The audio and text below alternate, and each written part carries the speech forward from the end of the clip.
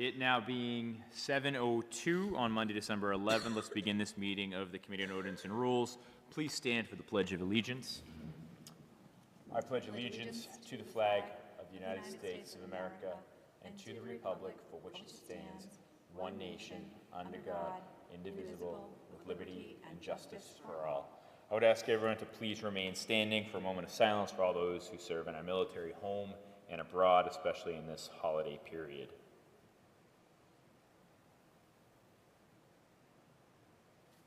Thank you all. Clerk Semino, can we please have a roll call to begin the meeting?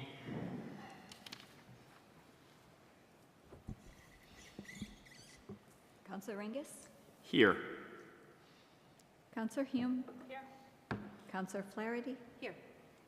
Councillor Ryan will not be attending this evening. Thank you. Thank you, Clerk Semino. For approval of minutes, we have none this evening. For old business, we are not taking up any old business this evening. We're moving only on to new business, which is a 23076, subsection 1, Braintree Planning Board, MBTA Communities Multifamily Overlay Districts.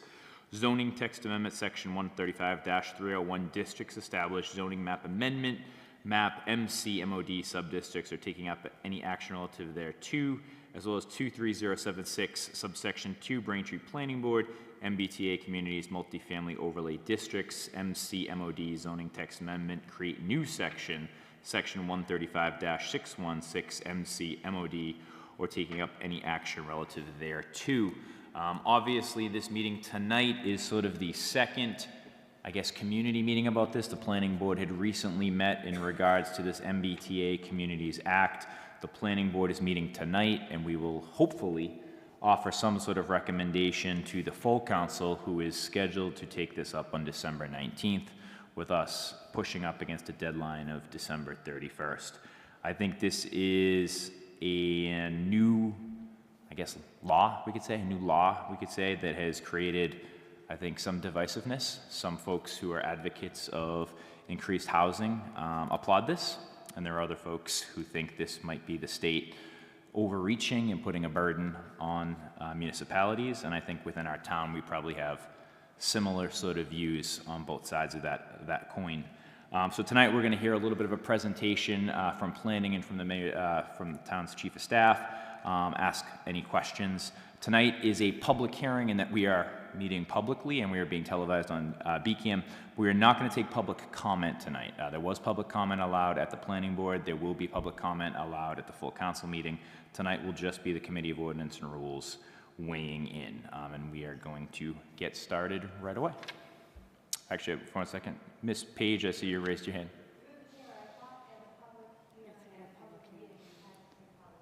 No, we don't have to take, it's only if it's advertised as public comment. So tonight there will be no public comment in this meeting, but there will be public comment allowed at the time. It was never advertised as having a public hearing having public comment. It's not a public hearing, which is, it's a public meeting but not a public hearing, so there is no comment process tonight. I appreciate the comment. With that said, can we get underway? Thank you. Through you, Mr. Chairman, I'm going to defer to Director Santucci Rossi. She's done a great job putting this together for our community. Thank you and good evening, Mr. Chairman and members of the Ordinance and Rules Subcommittee. I just want to let everybody know that Crystal Huff is also here via the computer and also available for any questions a little more legalese that I am not equipped to answer. And Connor is not here with us this evening, so just myself. Okay, so I have a presentation prepared. It is similar to the presentation that was done at the Planning Board. I have made some updates because there have been some updates to that, and we will get into that. So I'll cover what is MBTA 3A, the compliance requirements, the overview of the districts, the model results and summary, the revisions to date, takeaways from the Planning Board meeting, and then available for any questions from the committee members, and then reviewing the next steps in the process.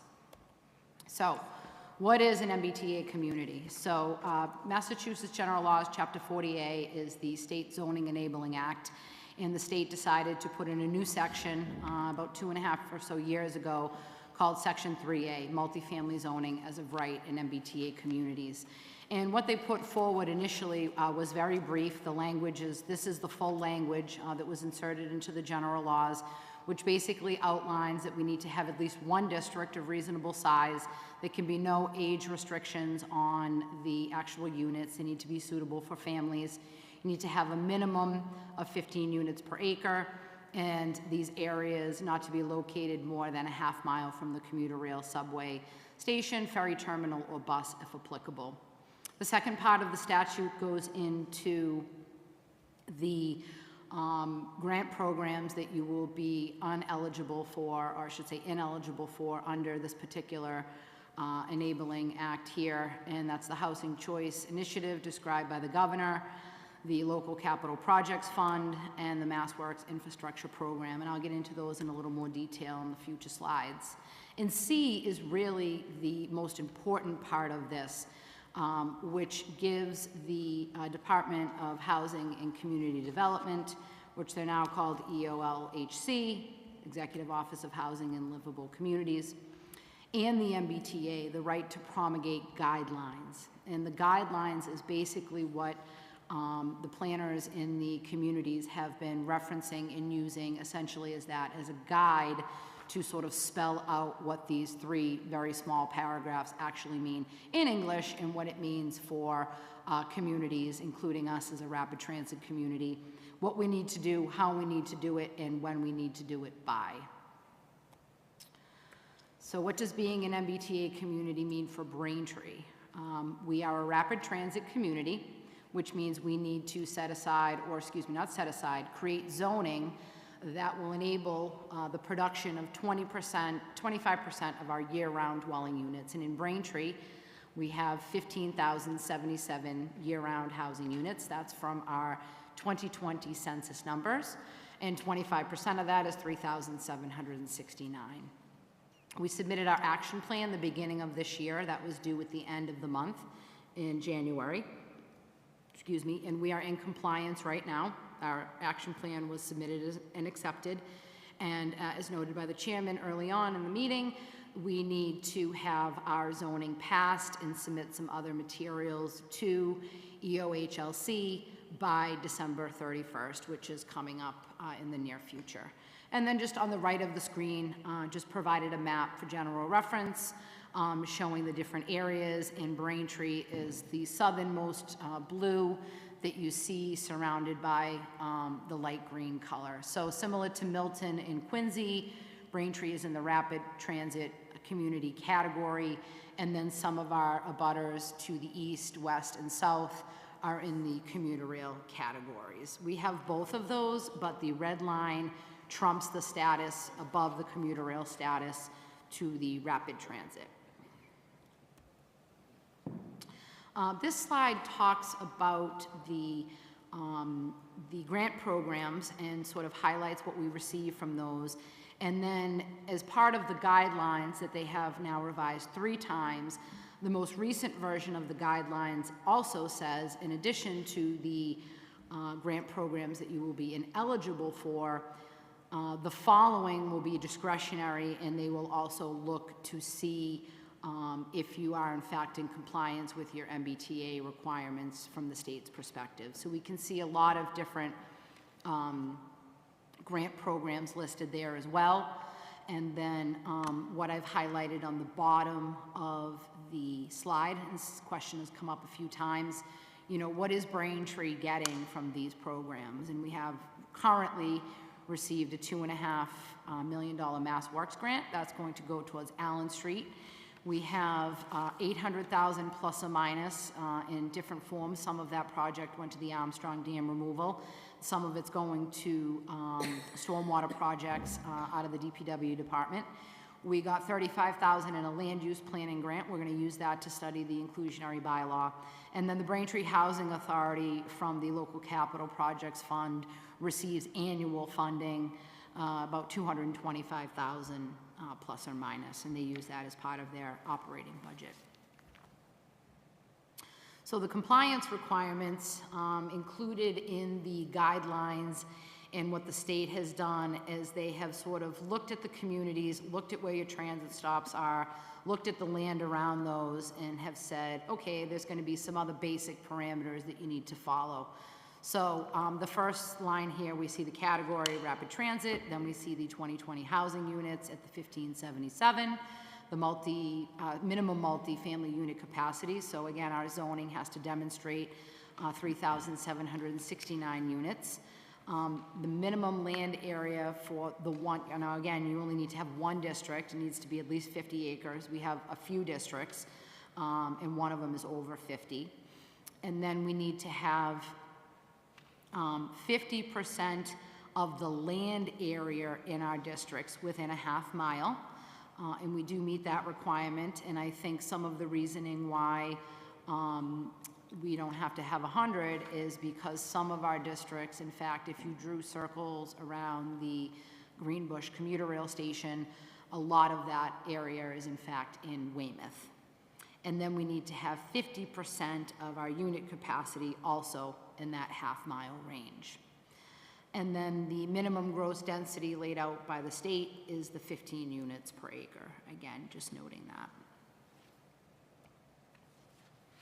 So what have we done here in Braintree to meet compliance for this compliance model and these stipulations laid out by EOHLC? So we have proposed 4 sub-districts: MBTA 1, the Red Line North; MBTA 2, Red Line South. Those are both in close proximity to the station on Ivory Street. We have MBTA 3, Red Line Village, which is a smaller district tucked into South Braintree Square. And then we also have MBTA 4, which we're calling the Greenbush Braintree Weymouth Landing District. The next series of slides goes into a little more detail on our districts and breaks them out, including mapping the gross acreage in those districts and also the parcels that are contained within that particular district. So Red Line North, the best way to describe that is Marketplace, the office buildings up on Grossman's Drive, Atrius Health, the Function dealership, the Daddy Dairy location, and also Motel 6. And that district is just under 49 acres. Our second district, which is the MBTA 2 district, Red Line South, is a district that picks up just south of the actual station and garage, MBTA station and garage, on both sides of Ivory Street.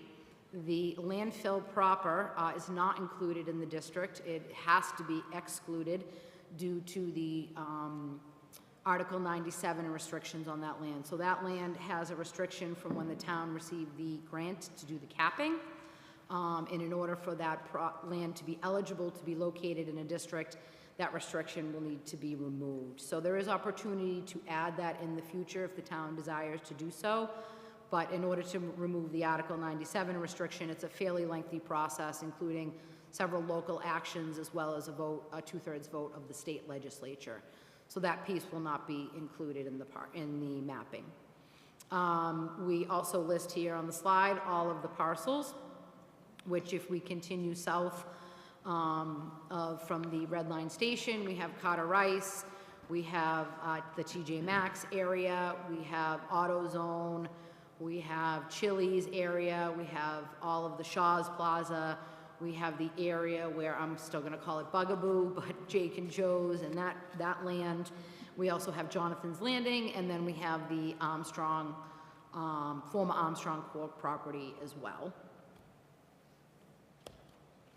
And then moving along, this is one of our smaller districts, Red Line Village, and this is Crescent Ave and Hancock Street south of the Walgreens pharmacy. So this land is a lot of commercially zoned land and also some general business parcels as well. One of our smaller districts with a lot of parcels in this one because they're much, much smaller. And then our fourth and final district is the MBTA District 4, the Greenbush Braintree Weymouth Landing District. And this one is just under 19 acres, again listing the parcels there. This essentially mirrors the Braintree Weymouth Landing district that some of you counselors voted on probably about 10 or so years ago. Some land was added to this district. We included the nursing home in the event that the nursing home is no longer in business or wants to do something else. There's a structure there that could probably get some adaptive reuse for multifamily housing. And then we also extended the district the full length of the southern side of Allen Street. We recently approved the 44 Allen Street redevelopment, which is 56 units of mixed income residential by Wynn Properties. So we're gonna have a showpiece at the end, and there might be some opportunity for additional showpieces along Allen Street as well. So this next slide, again, just gets into some basic parameters around the compliance. And again, noting in the earlier slides, minimum 5 acre, and then we do have to have one district that is 50 acres in size. So as you can see there, our red line south at 127, just over 127 acres meets that requirement. And then all of the districts, even our smaller ones, meet the 5 acre requirement. This table here, and this has been updated since the planning board meeting. There was some directives, takeaways from the planning board, and we'll get into those a little bit more in detail in further slides. But what we have here is the basic components of the dimensional table for the overlay districts, all highlighted here. Districts 1 through 4 running across the top, and then the criteria running down the left side of the table. And again, you'll notice some asterisks next to building stories, building height, and also maximum number of units, with corresponding asterisks in the MBTA 1 North and MBTA 2 South. And those are the criteria that we're going to talk about further on as exceptions by special permit in those 2 districts. This particular slide is a little more information about the model, and the only way I can describe the model is it takes a whole bunch of zoning parameters and does something really fancy that I would never be able to figure out, and literally spits out a number in all these parameters for all of these districts. The important things to note is the requirements in the first column and then our totals in the right column. So paying particular attention to, we needed to produce 3,769. Our compliance model is generating 3,922 units, and the number of units that we needed to have within the transit area, the 1,885, and as you can see, we far exceed that at 3,525, which is actually something very positive, which goes to show that the units are in a reasonable distance from our transit locations, and that we're not spreading them out too far of a distance that would really not achieve the goals of people walking to the T and biking to the T and using that, especially for commuting purposes. The bottom row, where you see the 15 dwelling units per acre, and a lot of people are saying, gee, why are those numbers lower than the numbers that you proposed in the first table? Well, the model goes in, and the model actually throws out undersized lots, and it also throws out excluded areas.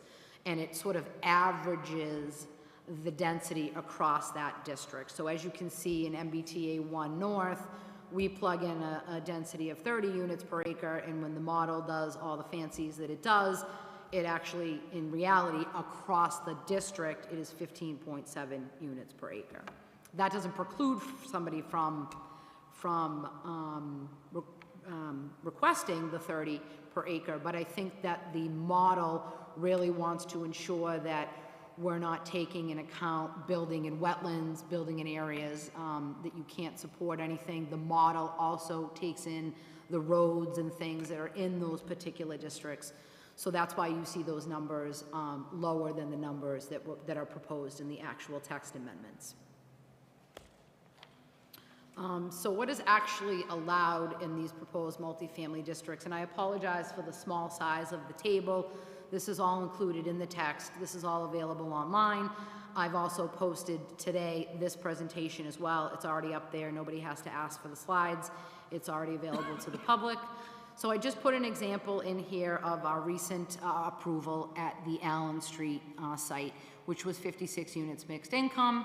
And that particular development comes out to 38 units per acre. And we're proposing a 40 unit per acre density down in the landing. So this is something that we've already done locally. We did this by special permit. We exceeded the baseline density down in the landing of 19.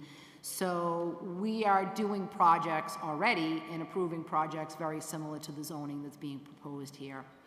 Another nice thing about these overlays is I've written in the ability to do mixed use and a lot of uses by right in that mixed use setting, really trying to promote. Of course, we want to produce housing. That's the goal of the statute. But in with that, we really want to do some good planning and really try to get is most activity on a particular lot to really open up the opportunity for people to access these particular projects. There's nothing wrong with only a residential project, but those projects don't interact with the community as well as a mixed-use project would be. An opportunity for people to take advantage of some of the other amenities on the property, open space that's on the property, and things of that nature. These are some other local examples. 2 French Ave and 84 Pearl Street. These are the buildings right in South Braintree Square, built by William Fraser of Fraser Pearl Street Realty Trust. So we see these are both the same development. He did a single duplex with 2 units and then also a single multifamily structure. And this particular development was 15 units, 2 affordable units, and 35 units per acre. So again, this district, that is the density that we're proposing. So we have, we've tested these densities, we've constructed these densities, and I'm not sure about the counselors here this evening, but we've received a lot of compliments on these particular projects. So that's an example of something that we already have that mirrors the text amendments that are in front of you this evening. These are some other examples, and I had to go searching deep, of just some projects. The one on the left is in Melrose. It's actually right near one of their transit stations. This shows 1 level of retail with 3 stories above. The density on this one, believe it or not, that's on a 5,000 square foot parcel. So it's very, very, very dense.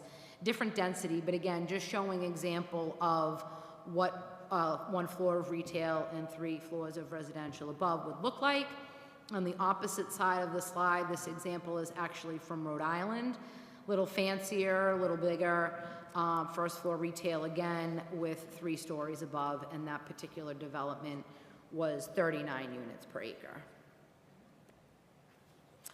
2 more examples. One of them is from Waltham. This building was built quite some time ago. Again, a nice roof line. We have the mansard style, 1 level of retail, 3 stories above. You can see how the retail really accents the street line with the roofs and the storefronts. And this one is 55 units, again, much denser, but just trying to show some examples of what that type of mixed use could look like at sort of a different scale than something like Landing 53. And then on the right here, this was actually a condominium project that was recently permitted in Billerica, and this is 1 level of retail with 2 stories above and 10 for sale units. So a lot of different options depending on where you are in one of these districts, how big your property is, and really what you're trying to accomplish on that site. So what has happened since the planning board? So we received some technical assistance comments. We were lucky enough to be paired up with RKG Associates and Ines Associates, and they helped us with the initial modeling and some initial proofing of the original text. The technical assistance contracts have run out now. RKG has been great, and we have leaned on them, and they've provided us with assistance even post that. So all of those things have been incorporated, excuse me, into the draft. After the planning board meeting, we also had a phone call with the EOHLC to run by some of the affordable questions that we had, and we've gotten those answered. And what I have done in the affordable section is I have taken their sample language exactly from their sample bylaw and inserted that into our text amendment. Went through, cleaned up the text, did additional proofing, reran the compliance model to ensure compliance with the unit capacity, and then also incorporated a special permit for exceptions to building height, building number of stories, and maximum number of units on lot. This was something that had come out of the planning board public hearing. And the language of that, I have provided red line copies and then also clean copies for everybody. And Clerk Semino has all of those as well to share with the full council. So what are the special permit exceptions? So I'm just going to read this out loud, if that's okay, Mr. Chairman, just to cover it. It looks like a lot, but there's some really good stuff in here that I want people to be able to hear. The special permit for exceptions to building height stories, building height feet, and the maximum number of units per lot. The special permit granting authority may issue a special permit for multifamily dwelling housing or mixed-use development in the MBTA 1 Red Line North and MBTA 2 Red Line South McMod subdistricts that exceed the dimensional criteria in section 135-616E. So that is the dimensional table that goes along with our subdistricts, and these exceptions apply as noted only to MBTA 1 Red Line North and MBTA 2 Red Line South. The special permit criteria, the multifamily dwelling housing or mixed-use development exceptions requested are prohibited from exceeding 2 additional stories. So those districts, the base height is 4 stories. They would be able to request 5 or 6 stories. And then I'm carrying a 12.5-foot story for these buildings. And again, just doing some simple math, 2 additional stories gets you 25 additional feet. So capping those requests. And there is no restriction on the request to exceed the maximum number of units per lot. That wasn't something I was as concerned about as the other 2 features. I don't want to end up in a situation where it's a couple units and it's over a threshold, but it's a project that we really embrace as a community. So that is something that would be just discretionary to the planning board with this criteria here. So in issuing a special permit for any exception noted above in this section, the special permit granting authority shall evaluate how the proposed building mass, design, and form is compatible with and enhances the area in relationship to existing built environment, context, mass, and surrounding land uses. All multifamily dwelling housing or mixed-use development shall clearly demonstrate that any exceptions requested are in harmony with and satisfy this criteria in order to be further evaluated under the criteria below. So that is a criteria that it's sort of a first prong. If the planning board and the community feels as though this is a place that additional height will make sense when looking at the things I've cited here in the bylaw, then we're going to get into the second phase of the criteria. So if the planning board determines that the exceptions satisfy the multifamily dwelling housing or mixed-use developments must demonstrate that a minimum of 3 of the criteria are satisfied. So there's 5 criteria listed here. The first one is preservation and reuse of historic buildings on the site. The second one is public amenities, so newly created public open space, pocket parks, walking paths, playgrounds, conservation restrictions on municipal parks.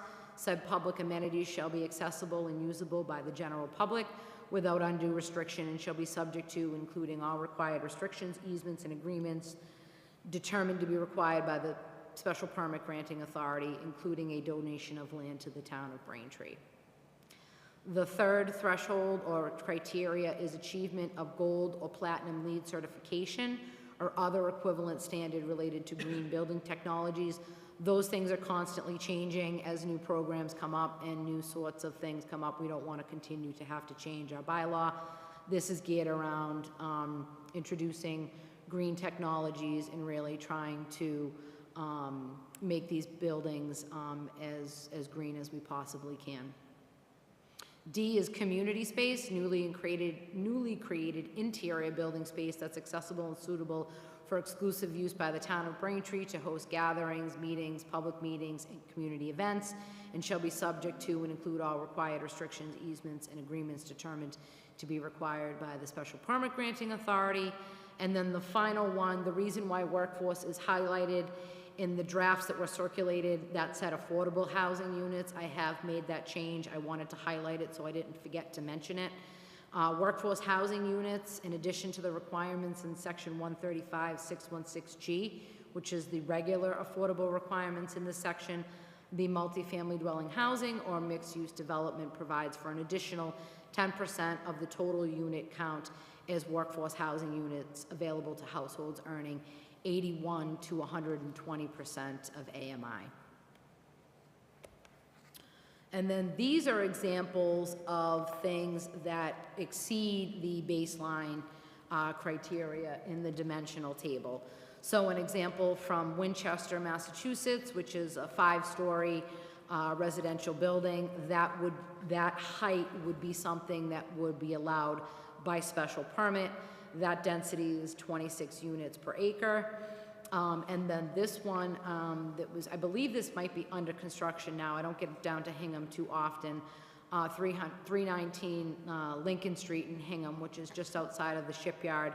This is a mixed use, much different style, but you can see the retail sort of accented on the first floor there, with some nice architecture actually, and 4 stories above that as well. Again, that would be a special permit. So what's the next thing that we need to do here? So questions and answers from the committee members this evening. Hopefully receive a recommendation from you all this evening. Incorporate any revisions requested by the committee. Proceed to the town council meeting on December 19th. Something that I've also done is gone into the requirements of what in fact is going to need to be submitted to demonstrate compliance to the state, and I've outlined that here.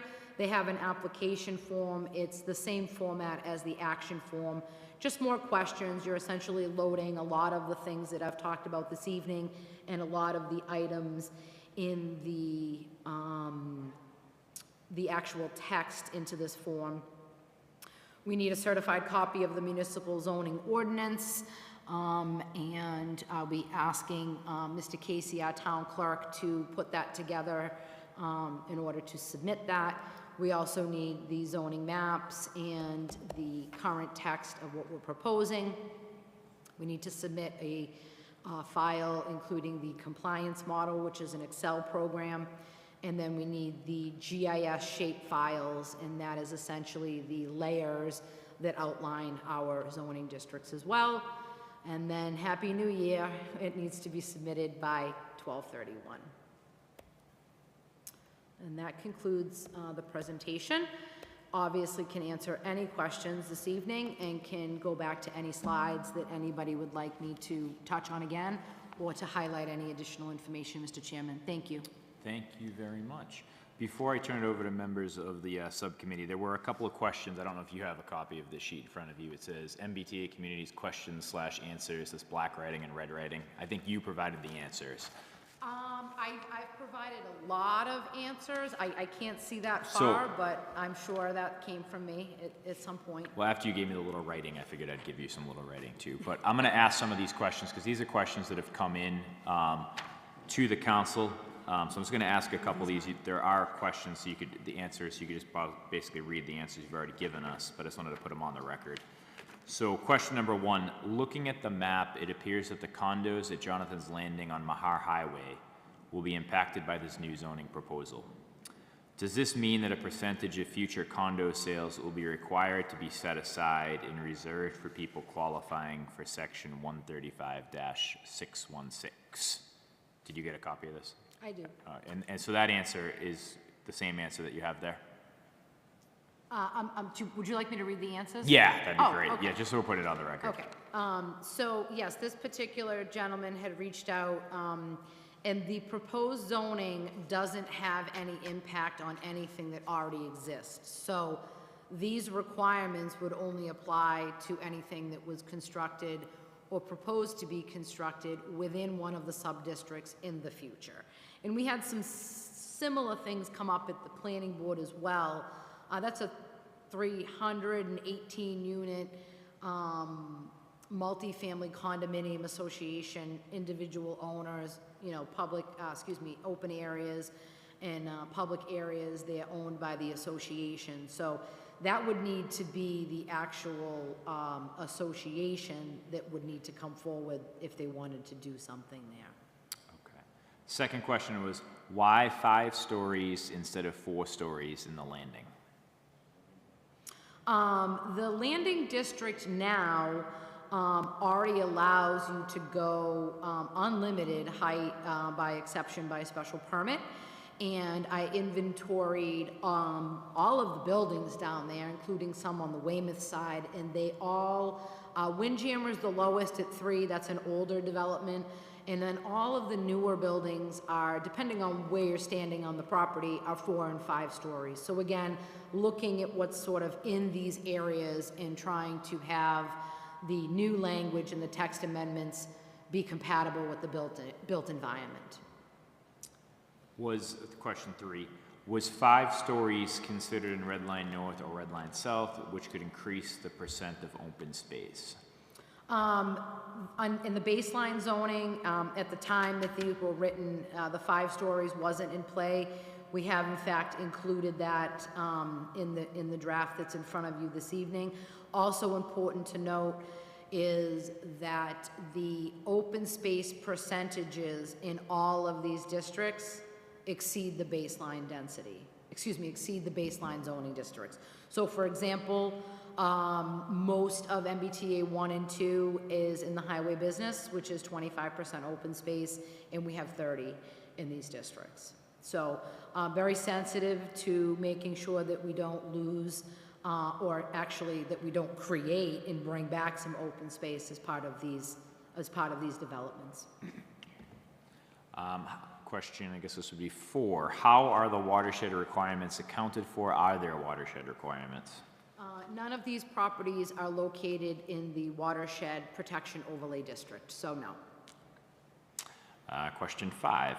Why are there no parcels with 15 units an acre? Why is the proposal with 30 to 40 units more than twice the minimum density requirement? Is this to minimize the number of acres the town needs to rezone? Essentially, yes and no. So the reason why, and again, I'm getting sort of back to the model, and you've seen the districts, really wanted to keep those compact and wanted to keep those as close as we could to the actual stations, because that's really where you're going to get the benefits of the MBTA being located in close proximity to those. We could have done some very large, sprawling districts, and frankly, you would not get sort of the, I don't know if concentration is necessarily the good word, but we want these developments, the mixed-use developments and the residential developments that come forward in the community to really shape these areas and improve these areas. So smaller districts, higher density, to really try to get something going on in these areas versus, I mean, we could have gone very, very large, and that kind of bring back the sprawl method that a lot of these communities were sort of developed around, and really want to get back to more condensed, smaller districts. And then finally, submit a question. Do these maps satisfy the state requirement? Does the state still have the option to accept or reject our proposal? So I hope they accept them. We have been doing everything we possibly can with our technical partners. We have also had, I think now, 3 calls and several emails with the state. I have been on every call I can possibly be on, every webinar, every Zoom about this, and we have tested these zoning parameters in the model, and the model looks good. So we're hopeful. We've been proceeding with caution and taking advantage of what's available to us as planners, and we're hopeful that this will be accepted. With that said, I would open it up to members of the subcommittee for questions or comments. Council Flaherty. Thank you. So I think that this particular question was answered at the planning board meeting, but for the benefit of those individuals watching tonight or here tonight who weren't there, can you explain, aside from losing certain financial opportunities that you went over in the packet, what would happen if Braintree decided not to rezone to be in compliance with this law? Okay. I am going to, if I may, through the chair, our city solicitor, excuse me, town solicitor answered this question, and I'd like her to answer this one as well, based on her knowledge from the, I believe, from the Attorney General's. If I may, through the chair, this is Town Solicitor Huff. As I've understood the question, I've been asked what are the repercussions of not complying with MBTA communities? Is that correct? Correct. Okay, thank you. So obviously we wouldn't be eligible for a lot of significant important grants that have been listed and we've spoken about already. But we've also been, the Attorney General, the Massachusetts Attorney General, Andrea Campbell, has put us on notice that she would be seeking to civilly enforce the law and that we'd be potentially open to civil litigation as well on top of that.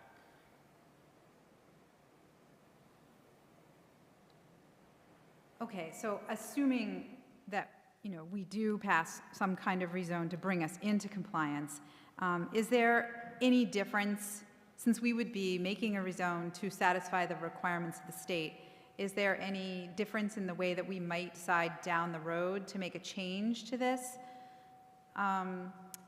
Is there any greater state involvement, or would that just follow the same procedures that we already have in place for any other kind of zoning change? I can. Yeah, please, I'm going to defer to Melissa on this one. Thank Okay. you. Thank you, Crystal. So let's say we put this in, the state approves it, we have it back here in the community, and we decide that we want to change something. Depending on what we change, whether it's the maps and the text, or just the maps, or just the text, that would implicate noticing requirements. We did a very large noticing for this particular endeavor. And then we would need to make sure that any changes don't in fact drop us below our minimum unit capacity, which is the 3769.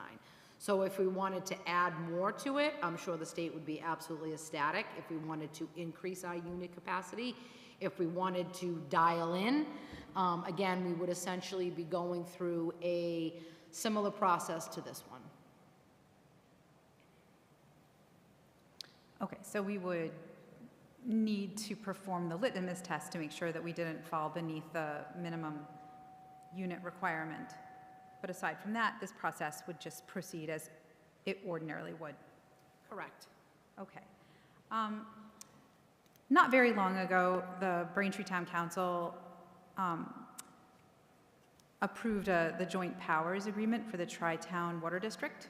And there's a clause in that agreement that's I thought about because one of the concerns that was pointed out quite forcefully during the master plan process was that we need to be careful about our water resources.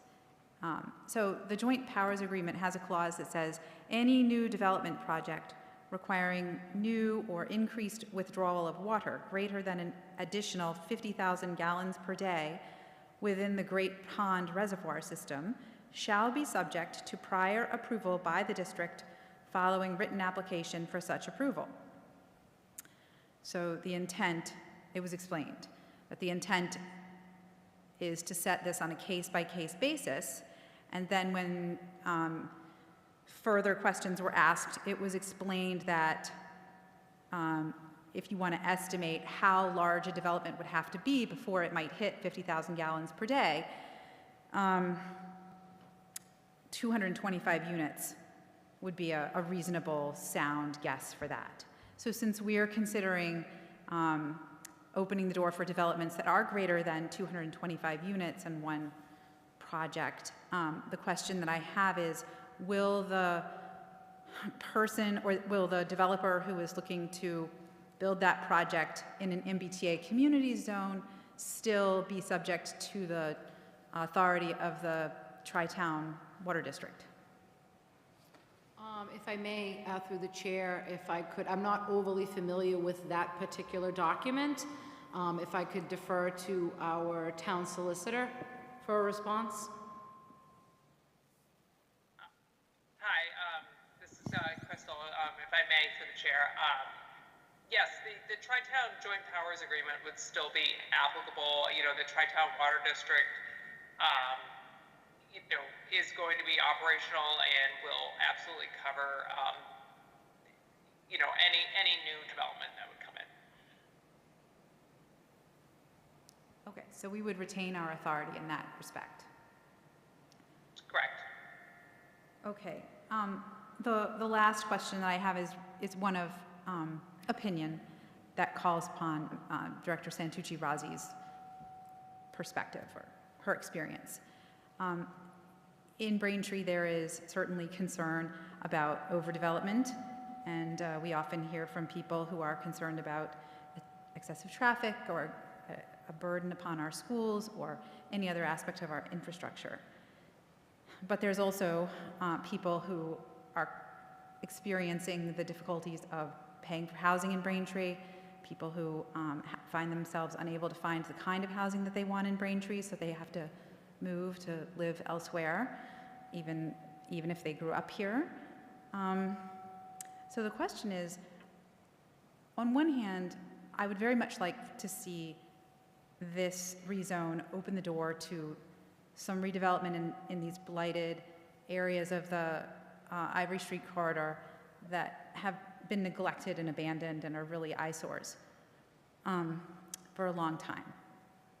But as you drew up these maps, you must have been quite trying to create a balance between inviting appropriate development and preventing overdevelopment. And I'm wondering, like, if you can sort of shed some light on why these maps address that balance in an appropriate way. So I can try to answer that, if I may, through the chair. So going back to sort of some of my comments from earlier this evening, I was really focused on making sure that these areas, one of the first things is we did not include any areas that are currently zoned Residence A or Residence B. So these areas that you see on the maps all allow for multifamily development now by special permit. When we were looking at the maps and we started doing the mapping and coming up with setbacks and coverages and things like that, it was important to really keep the districts small, tight, and as close as possible to the MBTA stations, which hopefully will take care of some of the other concerns that you had raised about traffic and impacts that development in general bring to communities. I mean, the real goal is, I don't think that people are not going to have any cars living at these developments, but we can be hopeful that they may have one vehicle in a two-person household, and one's commuting and on the train or the commuter rail, and one is driving, using the vehicle, or maybe walking if they're working much closer.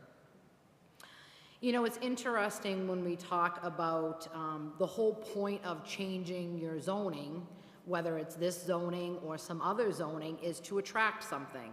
I was here months ago with my definitions for function and brewery tap room, and so, I mean, we don't put things forward and say, oh, we hope nothing ever happens. So the whole goal of zoning and changing zoning is really to incentivize or to improve upon the current zoning that is in place. If we look at these areas, we can take MBTA 1 and 2 as an example. There really hasn't been much new stuff going on in those areas. Going now back, 20 years, Armstrong Court, nothing's happened. We can go next door to Jake and Joe's in Chateau. That was permitted before I even started working here. So aside from swapping out Bugaboo to Jake and Joe's, very little there. Shaw's Plaza, nothing. Up at TJ Maxx, they actually took down building area because it was just the footprint didn't work for current retailers anymore. And I can sort of keep going, all the way through Marketplace, but I think it's clear that whatever is in place there really isn't doing much of anything because nothing's really happened. So is the zoning that's in place not make sense for that area? Does the zoning not work for the patterns and trends that we see these days with mixed-use developments in close proximity to transit? Whatever the situation is, nothing is really happening there that's really giving us any leverage from a financial standpoint, from a tax standpoint, and really from a what does the public want to see in the community and what do they want to access, whether they're existing residents or they're thinking about moving to the community. There's always a concern of, is this going to be too much? Is there going to be too much development there? And I know that there's a lot of comments in the community about overdevelopment. I mean, frankly, in my opinion, we're not doing enough development. And that is, I don't know if I'd stretch and say that that's a fact, but our new growth is very low. Our numbers are very low, and we need to do more so that we can continue to provide for the community how we have in the past when all this development was coming in the 90s, in the early 2000s. We were doing more when I started working here 20 years ago than we are now. And is that because things have changed? Our zoning hasn't changed? That may in fact be one of them. So there's always the concern about overdevelopment. I can't forecast who's going to come in with what projects. There's been a lot of commentary in the community, well, that's already all developed, but we've all seen stuff that's all developed, get purchased, repositioned, and frankly be a lot better than what's currently there. So hopeful for that. Again, these will be by right projects. They're still going to be subject to a variety of different sections in our ordinances, including our traffic bylaw. So we will still have the ability to request traffic mitigation, how we have in the past with similar residential projects and mixed-use projects. And, I think it's a concerning time for some people, but it's also a very exciting time.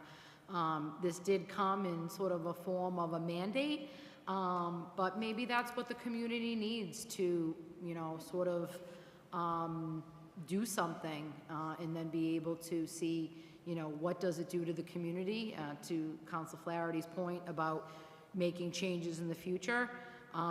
That's always an option. Zoning is not final. Zoning can be changed at any point, obviously through a process. And I think here that we need to be optimistic and we need to start to get excited about what could really happen here in the community. And I know that I'm looking forward to cleaning up some areas and really taking some properties that respectfully are doing nothing for the community, nothing for anybody that's driving by them, nothing socially, nothing financially, and really start to take advantage of some of these prime locations that could really start to not only add to our housing stock, but add to the community overall.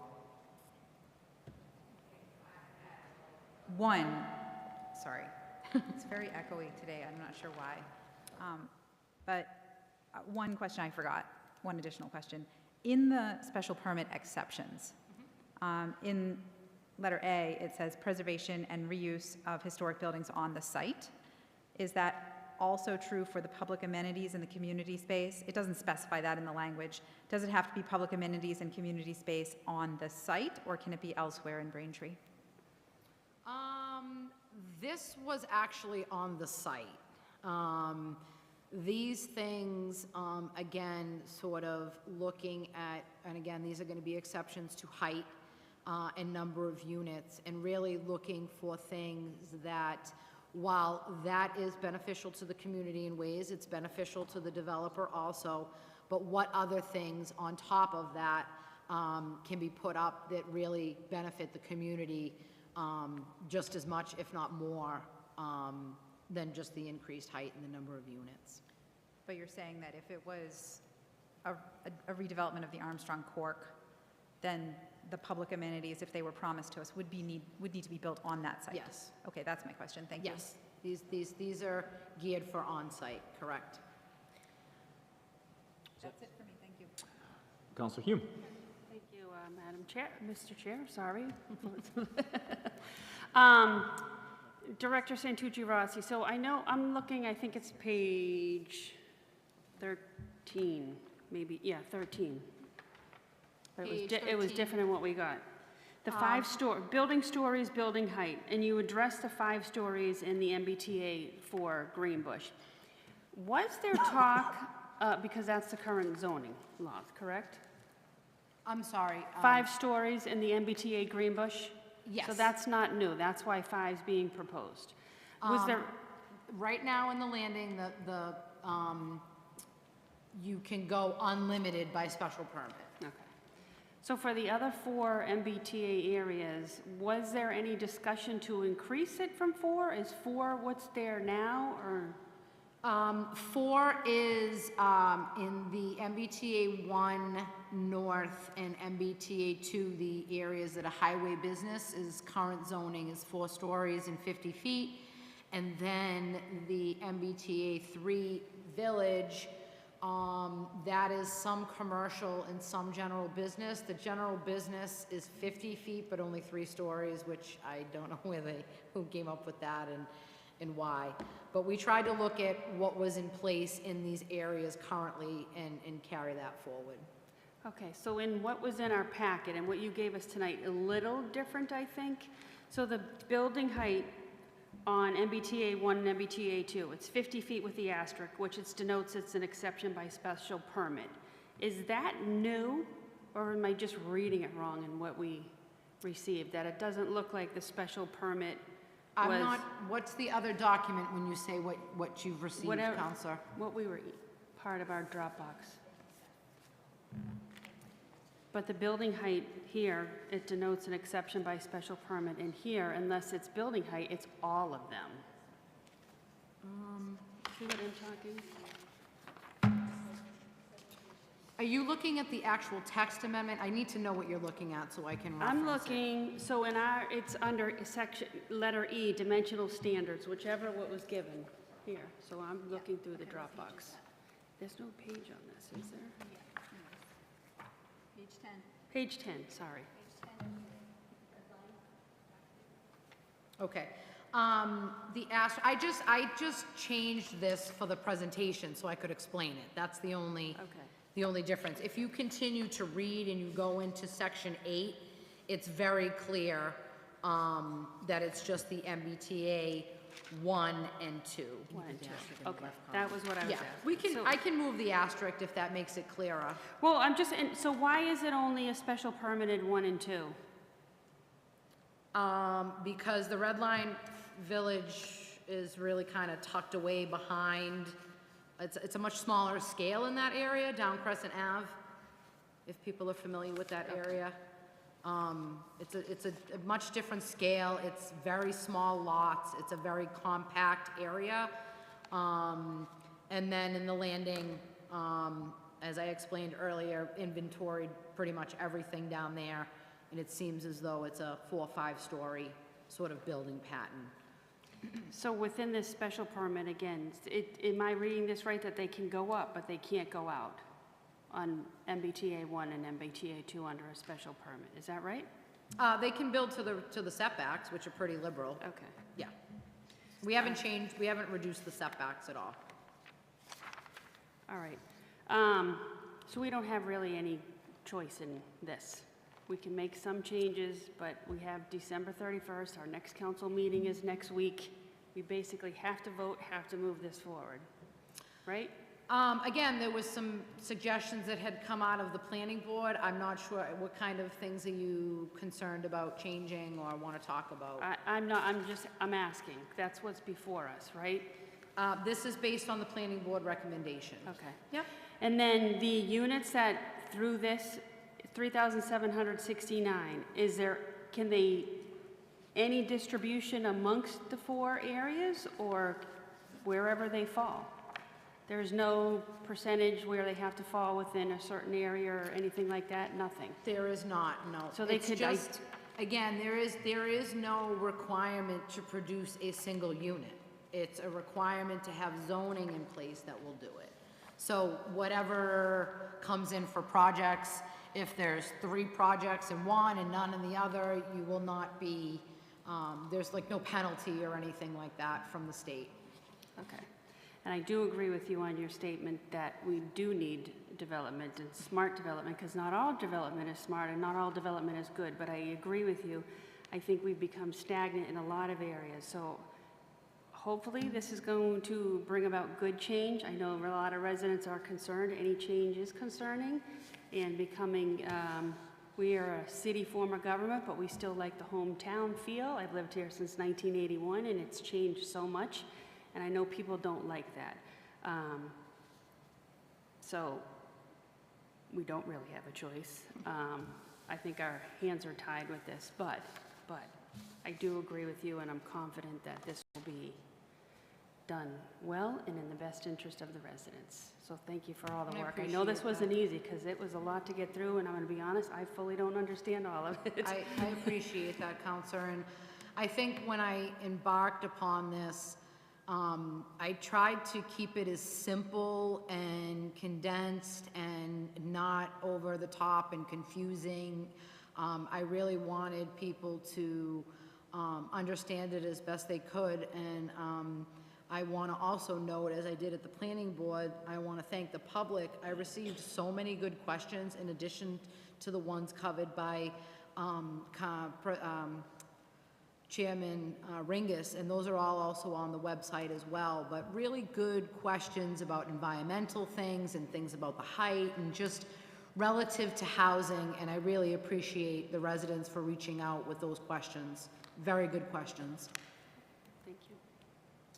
Thank you, and I want to express my thanks to a few folks. To Solicitor Huff, I was able to did not attend, but I watched the planning board meeting, and I thought a lot of the questions were well answered. To the mayor's office, thank you for your work in putting this together. Obviously, it has been somewhat mandated, but I appreciate the work that Mayor Kokoros and his staff did in putting this together. I know there was some that were maybe upset that it took so long to be produced, but I think from my understanding of it, that allowed to ensure that there was no changes last minute by the state, to ensure that we got sort of the best bang for our buck in putting this together, and to Ms. Santucci-Razzi for your work in this, obviously understood as well. So thank you for all of you for the amount of work, the sheer volume of work that was put into this. Most of my questions have been answered. I don't have a lot of questions. I'll make some comments. I did have one from a resident that approached me today. In looking at District 3 or MBTA 3 Red Line Village, the area of Crescent Ave, you obviously answered one part of the question I received today, which was in terms of the height, and I understand and appreciate the succinctness of that area, why we don't want to be looking too high there. The question I did get, though, was it basically cuts off, if I was looking from Dunkin' Donuts up towards South Braintree Square, Crescent Ave is to my right, it encompasses that right side of Hancock Street after, in that Braintree Lumber area.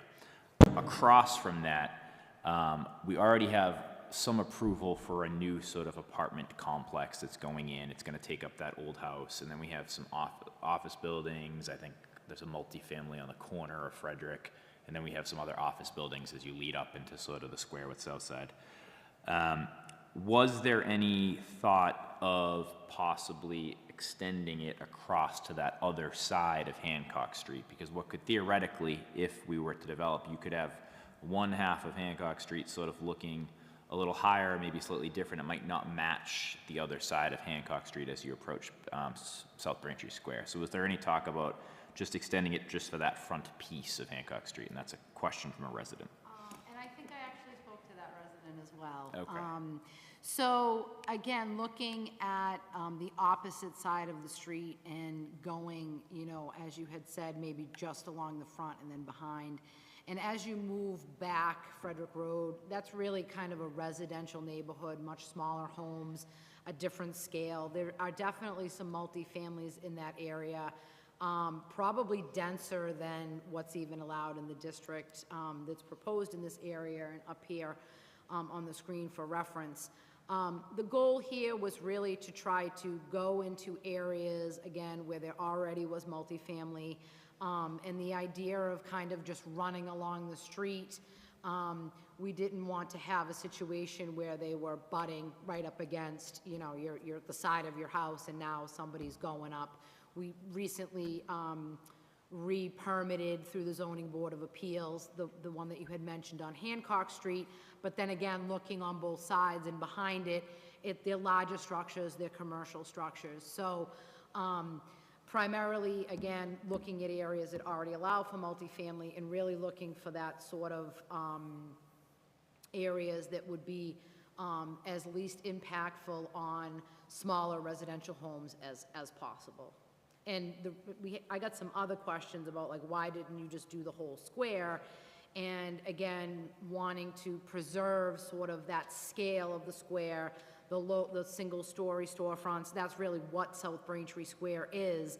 And thinking to myself, okay, but we need people down there. So let's anchor it. Let's go behind things. Let's go into areas where there could be some cleanup and some realignment of things. I'm not sure if anyone spent some time driving down that area, but there's definitely some room for improvement on Crescent Ave and Myrtle Street. So that's essentially why, that was a little long-winded, why we didn't go across the street. Okay. If that makes sense. No, it makes I hope it sense. does. Now, you, another piece that you sort of hit, and probably the only other question I'll have before I make some comments. You sort of referenced that you were here recently, and we talked about, you know, we added in some function hall changes, we added in some brewery changes, because we are trying to attract those type of things. And at those meetings, we sort of, you know, knew that there had been people that approached us about those things. It's one of the reasons that we did this. Knowing that this is sort of gonna pass, at least in some capacity, have we had developers already approach us about some of these now that these maps have been sort of produced and are out there? Do we have folks that have expressed interest already? So there has been dialogue with FX Messina and their group there. They own a lot of property in MBTA 2.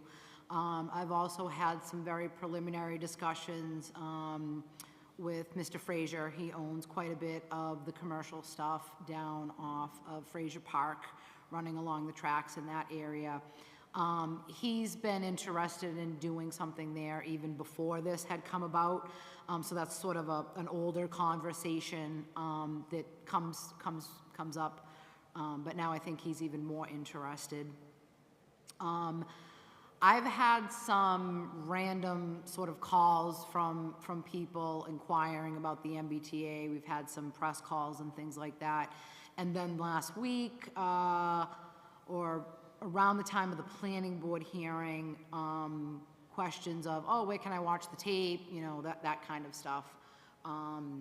So I think that everyone knows who the 12 rapid transit ones are, and I think that, you know, they're probably following those communities to see if there's any opportunities there for them to start discussions locally. Okay. So again, thank you for your work. I know you had the opinion that a mandate is sometimes necessary. I don't agree nor disagree completely with you. I think that I am somewhat unhappy anytime the state comes in and mandates anything to a town. I do think that, you know, towns should have the most amount of discretion in what occurs within its borders. But with that said, this is here. When it initially was proposed, I had some of the same questions we had. Well, what if we just say no? And we've seen that there's going to not only be sort of financial implications, but the new Attorney General, or relatively new Attorney General, has said she will pursue civil litigation. So we now have litigation costs that we have to consider. So with that said, we can look at this as sort of this is being forced upon us, but I think there is potential. I do appreciate, I think, where we put these zones. I think obviously the Ivory Street corridor, I was the former District 5 councilor. That's something we've looked to develop in some way for a long amount of time. Armstrong, and I would agree, Crescent Ave has sat there sort of underutilized for a period of time, and Grossman Drive, I think there is a lot of potential there. I think obviously keeping in mind, we look back a few years, there was a proposal by the town for a comprehensive zoning overhaul that would have had 4 to 5 stories going down Washington Street. I was on the Ordinance and Rules Committee at the time. I opposed that. That was something the town was choosing to pursue, and I didn't think it was right for us, some of the zones that were proposed, and obviously the residents thought the same. I was against the ZOM project. Unfortunately, this is something that, again, we can't necessarily completely stop, but hopefully with setting it up in this way, we can maximize the return that we're going to get from it, and sort of still be mindful of maintaining the community that many folks, moved to Braintree for initially. I think you showed a project from Hingham. I think that's a great sort of example where Hingham still is preserves its sort of historic sort of single family homes, but is in using some of the development. The shipyard has sort of used the ability of some first floor sort of amenities and then apartments above. So there's potential, and Hingham, I think, has showed that you can have a little of both. So hopefully we can, if this is going to be mandated upon us, we can use that to our advantage to sort of fix some of these blighted things. I think the concerns I've heard from residents about traffic, about infrastructure, about public safety, I think they're all viable concerns. But again, I think they are project-based concerns. They're not necessarily what we can weigh into this sort of piece. And so we have to trust in our planning board that they're going to do the right line of inquiry and ask the right amount of questions and ensure that we are mindful of traffic, of infrastructure, of our schools, and what projects will add, pupils to our schools, and the public safety piece. So I think that is something that we all have to be mindful of and have our voices heard when these projects come before us. I think the other thing is, I don't think we have to necessarily, and that's why one of the reasons I asked you about, what kind of interest you were getting. It's not going to be a sky is falling, I don't believe, right away type of thing. We look at the Chick-fil-A project that was allowed by right where it is, and that has taken over a year, even though it's allowed by right to be there to get passed. So there is sort of levels, hopefully, that will continue to exist of scrutiny that will make sure that the right projects are approved in the correct way. And I have faith in the process, hopefully. With that said, I did want to say a couple things. We'll turn it back to the councilors at some point. I am going to allow a statement from a group as opposed to individuals. But these questions that were asked, some of them I read into the record tonight. Those were important. They were great questions. We had many of them answered at the planning board. No matter what happens tonight, at some point this is going to become before the full council on December 19th. And we will have a full public hearing where all residents can offer questions and or comments.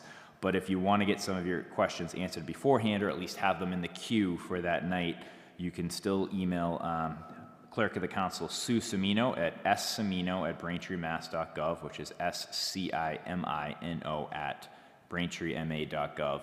So questions could still be sort of sent to Sue, and the councilors could ask those questions and ensure there are answers ready to go on December 19th. I obviously welcome any residents to attend on December 19th as well, to have sort of hopefully a robust discussion about this as it moves to that sort of next step. With that said, although tonight is a public meeting, I just wanted to ask a question, if I may. I've done 2 presentations now, and do you think that there is something that is not included in the presentation that would be helpful that I could add? I just want to make sure that, the residents and folks interested in this are getting as much information as they can. my personal opinion, I think the presentation from planning, I didn't attend, but I watched the planning board meeting, and tonight, I think you have answered any questions. I mean, that's why I didn't have as many questions as I thought I might. But if we hear anything, I'm sure Clerk Semino could let you know if there was additional slides that folks want to see included. With that said, I am going to allow tonight, though, this is a public meeting, not a public hearing. I am going to allow the North Braintree Civic Association, who is an advocacy group for the town, to make a statement.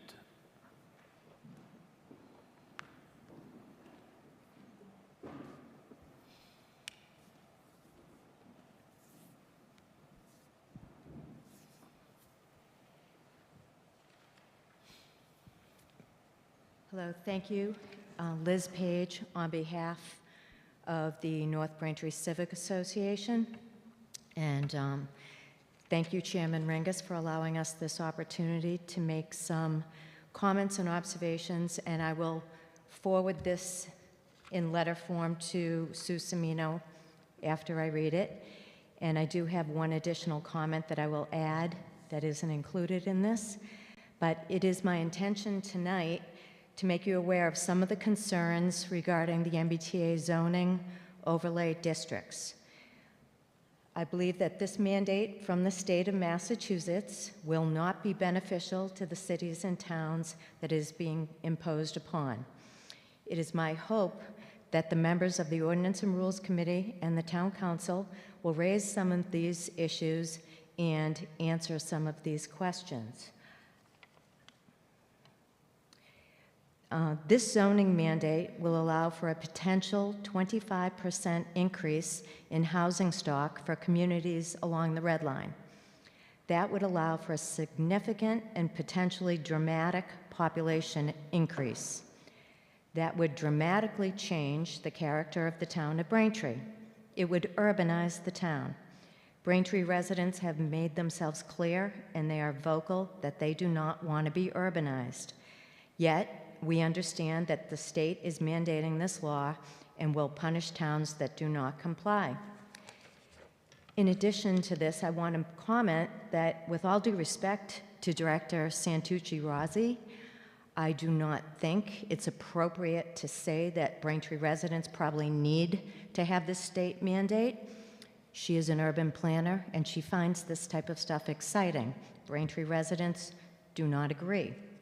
So that being said, I will continue on, and one of the questions that I would like to put forward for the board to consider and possibly to the planners, is there a model that the state is following when they have defined this law?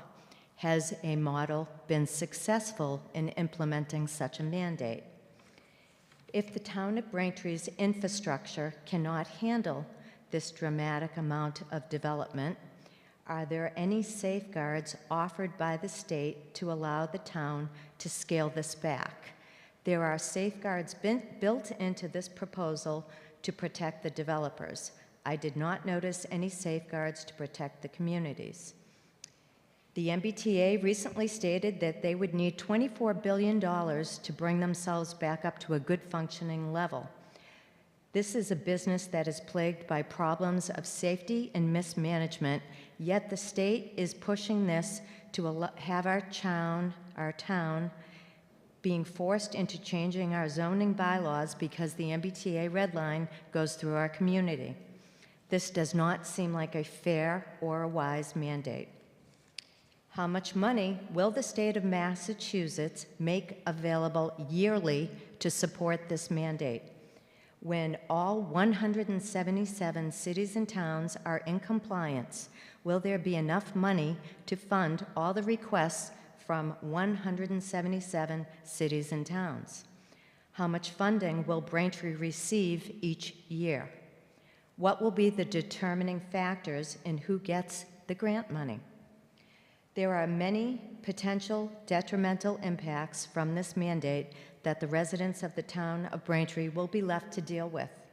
Some of these impacts are a dramatic increase in traffic, an increase in crime, a strain on our water supply, a strain on our school systems from the increase in children, a strain on our police and our fire services, just to name a few.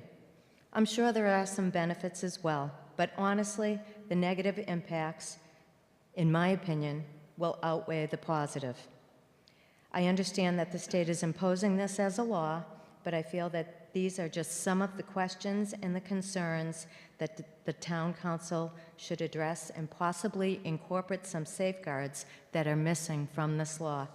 Thank you very much.